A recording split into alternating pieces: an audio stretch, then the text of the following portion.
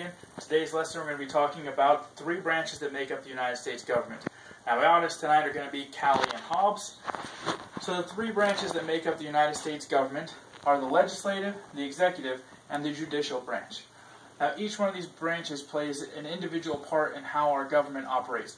This system is called separation of powers.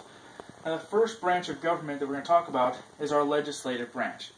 Our legislative branch is comprised of two separate parts. The first being the House of Representatives, the second being the Senate. Collectively, these branches are called the Congress. The House of Representatives is elected by the people by proportional representation. Now, what that means is that you get a certain number of representatives based on the population of your state. So this means that in California, because of our huge population, we have 53 members of the House of Representatives, whereas Idaho, with their small population, has only 2. Now, to make things fair, the Senate is comprised of 2 representatives from every state, which means that the Senate always has a total of 100 members, whereas the House of Representatives currently has a total of 435 members.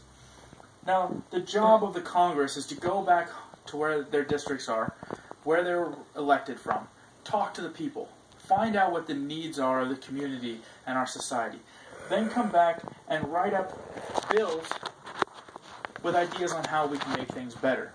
Now, these bills, after they're written up and ready to be turned into laws, are sent to the President, who's the head of the executive branch of government. Now, the President's job is to either sign the bills from Congress, making them into law, or to veto them and send them back to Congress and say, I don't think this should be a law. Now, once they're sent back to Congress, Congress has the option of holding another vote to get more votes to override the President's veto, forcing it into law. Now, the President heads the executive branch of government, and once a bill becomes a law, it's the executive branch's responsibility to implement that law to society. And they do this through a variety of ways. So, underneath the President and the executive branch, you have different cabinet positions. And these departments are, for example, the Department of Agriculture, the Department of State, or the Department of the Interior, implement these laws in whatever facet of society they affect. So an example would be if Congress passed a law that says we want to make sure that all food is safe for people to eat. It would be the executive branch under the Department of Agriculture's responsibility to create a system to inspect all of this food to make sure that it's safe for people to eat. Now, the executive branch, the President and the Vice President, are elected partially by the people. The people vote for the President and Vice President, and then the Electoral College has the final decision on electing them. The President also has a second responsibility, which is to be our chief diplomat in working with other world leaders. The third branch of government is the judicial branch. And at the top of the judicial branch, we have the Supreme Court. And the Supreme Court justices are nominated by the President and then confirmed by the Congress.